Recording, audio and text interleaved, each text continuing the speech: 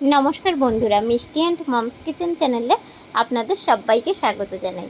তো আমি আজকে একটা ভিডিও পোস্ট করেছি যে ন্যাড়া পোড়ানো আর আলু কাবলির। তো ভিডিওটা একটুখানি সমস্যা হয়েছে, যেটা 9:16 অ্যাম্পিয়ারে হয়ে গেছে। মানে ইউটিউবে যারা ভিডিও পোস্ট করেন একটু বড়োভাবে করতে হয়, কিন্তু আমি শর্ট ভিডিওর শেপে ওটা আমি পোস্ট করে ফেলেছি।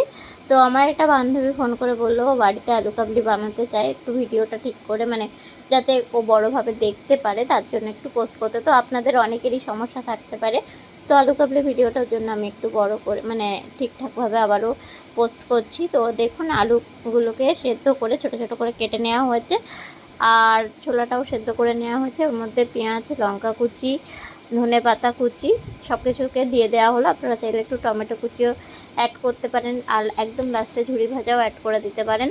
লবণ দিয়ে দেওয়া হয়েছে এর মধ্যে।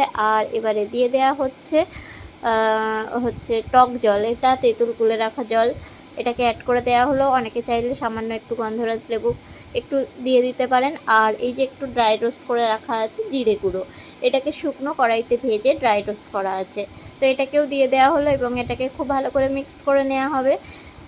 আপনারা সব কিছু শেষে একটু যদি চান ঝুরি ভাজা অ্যাড করে দিতে পারেন, সেটাও কিন্তু খুবই টেস্টি হবে।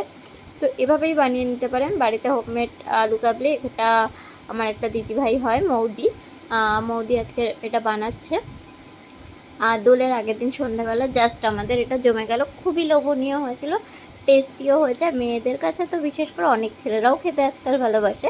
আলু কাবলি ফুচকা মানে জিভে জল আসবেই। তো এই রেসিপিটা ভালো লাগলে অবশ্যই লাইক কমেন্ট শেয়ার করে দেবেন। আমার চ্যানেলের নতুন বন্ধু হলে চ্যানেলটিকে সাবস্ক্রাইব করে পাশে থাকার অনুরোধ রইল। তো ভালো থাকবেন, সুস্থ থাকবেন, আবার দেখা হবে পরবর্তী ভিডিওতে।